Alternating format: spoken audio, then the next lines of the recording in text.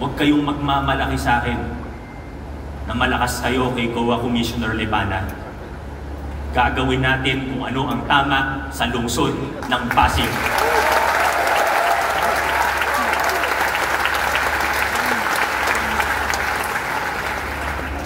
Akala nyo, hindi ko alam. Ayusin muna natin ang nasa bakuran natin. Ayusin muna natin kung ano yung nasasakupan natin. Inihikayat ko po ating mga barangay officials. Mag-ayos-ayos naman po tayo.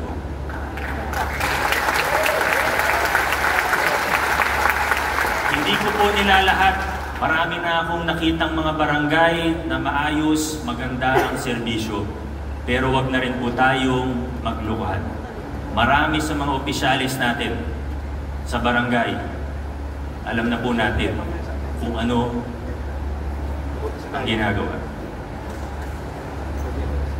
Huwag kayong magmamalaki sa akin na malakas kayo kay COA Commissioner Lepana. Gagawin natin kung ano ang tama sa lungsod ng Pasig.